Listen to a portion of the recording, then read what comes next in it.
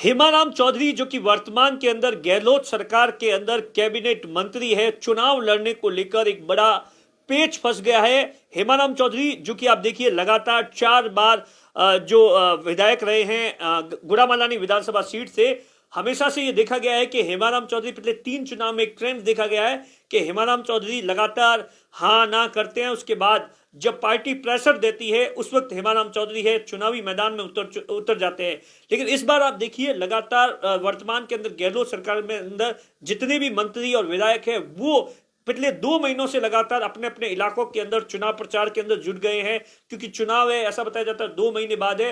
लेकिन गुड़ामालानी से हेमाराम चौधरी के चुनाव लड़ने को लेकर बड़ा एक पेच फंस गया है। उसकी जो सबसे बड़ी वजह यह मानी जा रही है कि हेमाराम चौधरी इस बात के लिए इस बार राजी नहीं है कि वो चुनाव लड़ेंगे। वो लगातार जितने भी बहुत से ऐसे मंच है जहां पर सीधे तौर पर ये कह चुके हैं कि बहुत लगातार 40-50 साल से वो राजनीति इस इलाके से करते आए हैं और राजनीति में अब उनकी उम्र भी हो गई है, लिहाजा नए चेहरों को मौका मिलना चाहिए। वो इसकी वकालत कर रहे हैं हेमाराम चौधरी लगातार।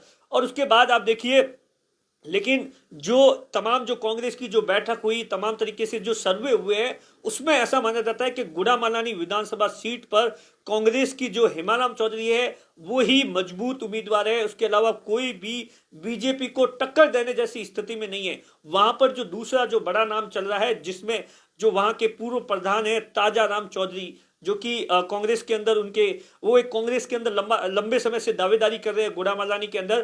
ताजाराम चौधरी का ये दावा है कि हेमाराम चौधरी मना कर चुके हैं, हेमाराम चौधरी ने मुझे हाँ दी है, या वो तमाम चीजों को लेकर अपनी बात रख रहे हैं। और इस बार उनकी जो दावेदारी है, दूसरे जो बड़े दावेदार है वो ताजाराम चौधरी है। और हेमाराम चौधरी आप देखिए चुनाव के अंदर अब 2 महीने का वक्त है, लेकिन अभी तक जितने भी गुड़ामालानी के कार्यकर्ता है वो इस बात को लेकर क्लियर नहीं है कि हेमाराम चौधरी चुनाव लड़ेंगे या नहीं। बाकी तो ऐसा बहुत से जो अखबार है या तमाम तरीके के जो राजनीतिक विश्लेषक है वो ये दावा कर रहे हैं कि हेमाराम चौधरी चाहते हैं कि उनकी जो बेटी है सुनीता चौधरी है वो चुनाव में लड़े। लेकिन आज दिन तक कभी भी इस बात को लेकर न तो हेमाराम चौधरी ने कुछ बोला, न सुनीता चौधरी ने कुछ बोला, कभी भी इस तरीके से। और आप देखिए कुछ महीने पहले जो वीरेंद्र धाम का इनोग्रेशन था, उस वक्त सचिन पायलट ने सीधे तौर पर हेमाराम चौधरी से कहा था कि हेमाराम चौधरी ने 2013 से लेकर 18 में भी इस तरीके से सीधे तौर पर मना कर दिया था, फिर मैंने मनाया था।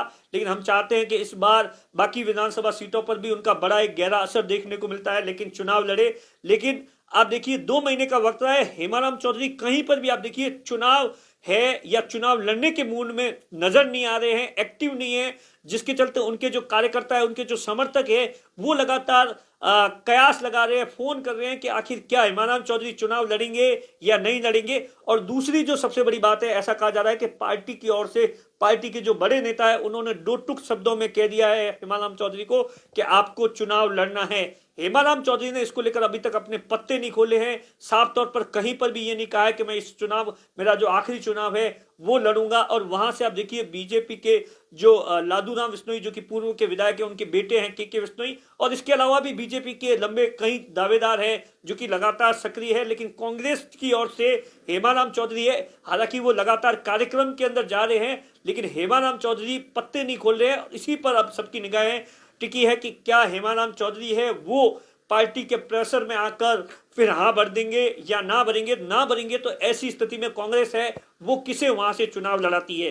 दिनेश बोहरा, बाड़मेर, राजस्थान तक।